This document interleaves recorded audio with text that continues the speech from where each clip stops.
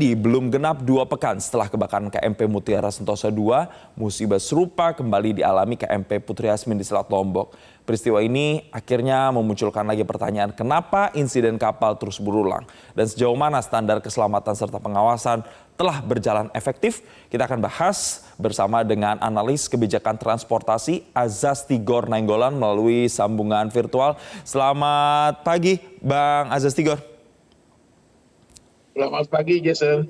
Ya, Bang Tigor, kita melihat kasus dari kecelakaan atau terbakarnya kapal KMP Putri Yasmin itu bukan yang pertama kali terjadi. Sebelum-sebelumnya sudah ada begitu. Tapi kalau lihat dari kasus kemarin, apa yang perlu dievaluasi, Bang Tigor?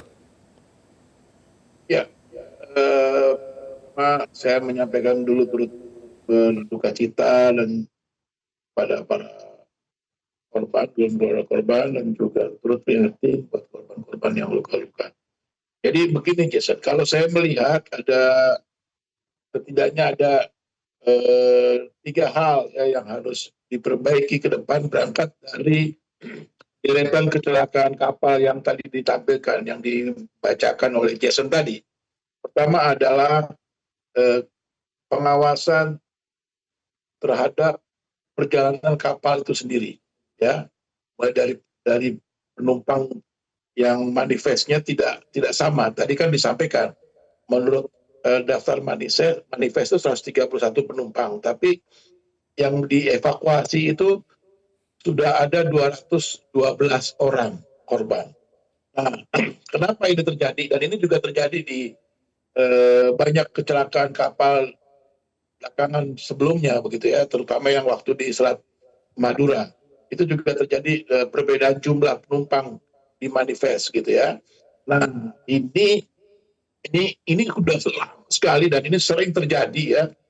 Padahal daftar manifest itu kan data jika terjadi apa-apa, ya, ada berapa orang yang harus ditolong atau diselamatkan.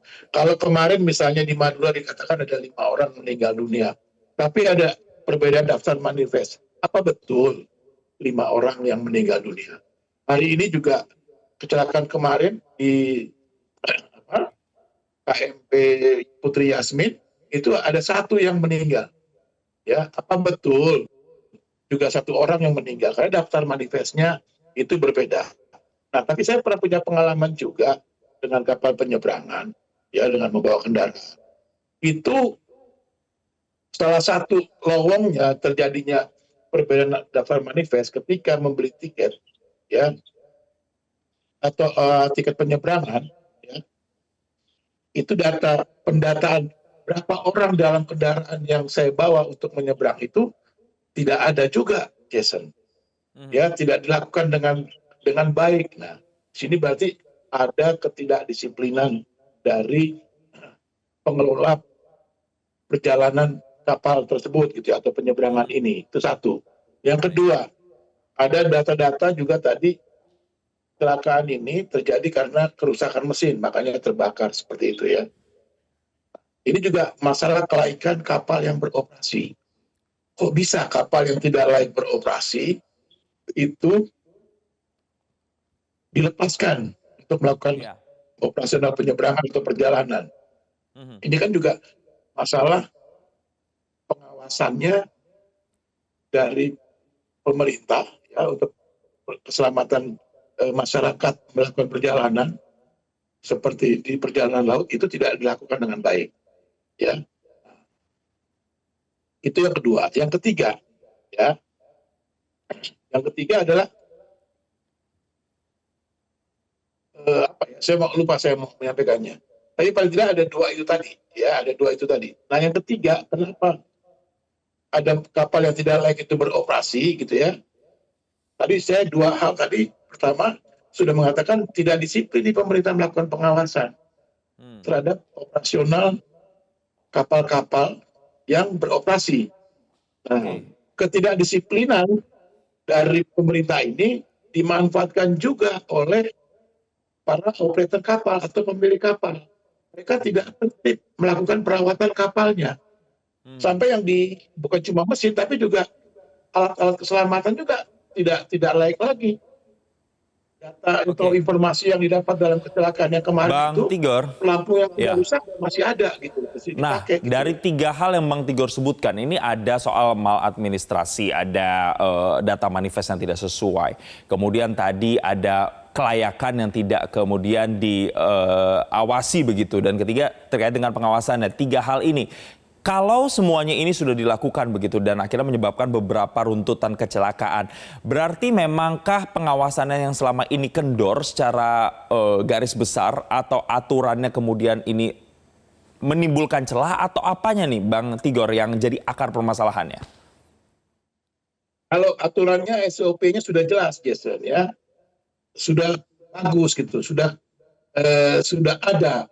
Pelaksanaan aturannya ini yang tidak dilakukan dengan konsisten, gitu loh. Ya, misalnya tadi ketika kita mau menggunakan penyeberangan, gitu ya, saya kan juga baru penyeberangan kemarin itu 2 bulan lalu di Sumatera Utara gitu, itu nggak ditanya tuh jumlah penumpang atau anggota keluarga yang saya bawa. Padahal kan itu harusnya dilakukan gitu, aturannya ada gitu loh. Siapapun yang naik ke kapal, entah itu dia beli tiket sendiri, tidak bawa kendaraan, atau dia bawa kendaraan ditanya berapa orang di dalam.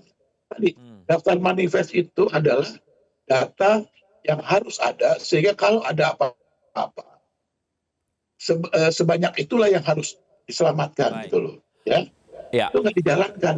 Terus juga bagaimana mengawasi kapal bisa laik, itu juga nggak dijalankan. Apa buktinya? Loh, bukti kapal yang tidak laik bisa beroperasi. Berarti kan pemiliknya nggak pernah melakukan perawatan yang benar gitu loh. Nah, selama ini masih terjadi. SOP-nya sebenarnya jelas ya Bang Tigor ya. SOP-nya jelas, tapi pelaksanaannya di lapangan yang kemudian banyak menimbulkan celah yang kemudian tidak dipatuhi begitu ya. Oke. Ya, menurut saya Kementerian Perhubungan harus bertanggung jawab gitu loh. Oke. Yang di Madura baru tanggal 2 Agustus, ini tanggal 12 Agustus, ini kan masih mepet. Tidak ada perbaikan gitu loh. Ya. Harus ada pertanggungjawaban begitu ya, kemudian dari pemerintah juga, Kementerian Perhubungan dalam hal ini untuk kemudian lebih mengawasi lagi. Sayang sekali durasi kita terbatas, sebenarnya saya ingin eksplorasi lebih lagi terkait dengan aturan-aturan ini. Semoga nanti kita bisa diskusi Bang Azaz Tigor Nainggolan di lain kesempatan. Sekali lagi terima kasih analis kebijakan transportasi telah bergabung bersama kami di Selamat Pagi Indonesia.